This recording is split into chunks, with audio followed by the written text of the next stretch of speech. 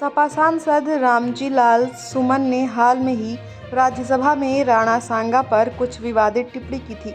इसके बाद से इस पर बवाल छिड़ गया है। रामजी लाल सगुन ने राणा सांगा को गद्दार बताया था। उन्होंने कहा था कि राणा सांगा के निमंत्रण पर ही बाबर हिंदुस्तान आया था। वहीं अब इस पूरे विवाद पर कवि कुमार विश्वास ने शब्दों के बाण चलाए हैं। आइए जानते हैं उन्होंने इस पर क्या कुछ कहा है। देश के कुछ लोग इस जुगत में रहते हैं कि वे अपने राजनीतिक हित साधने के लिए इस राष्ट्र की सबसे महान विभूतियों के प्रति अपशब्द बोलते रहे। राजनीति अपना कर्तव्य समझे, लेकिन युग के कवि का कर्तव्य है कि वो उस पर टिप्पणी करे।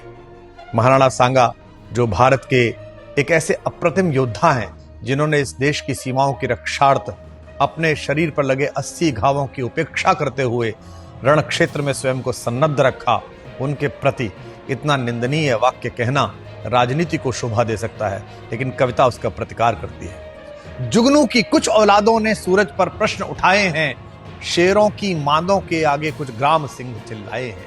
मेवाड़ वंश कुल कीर्ति कोश जिनके होने से दीपित है, उन राणा सांगा के घावों पर कुछ भुनगे मंडराए हैं। उनसे कह दो अब देश शौर्य की मुट्ठी खूब तानता है। उनसे कह दो यह देश महाराणा की ज्योति जानता है। इतिहास तुम्हारी सरकारों का बंधक नहीं रहेगा। उनसे कह दो यह देश लुटेरों को अब नहीं मानता है। उनसे कह दो यह देश ऋणी है ऐसे पुण्य प्रवाहों का। यह देश ऋणी है वीर शिवा के परम प्रतापी छावों का। उनसे कह दो वे राजनीति का गुणाभाग घर पर रखें। यह देश ऋणी है महाराणा सांगा के 80 घावों का।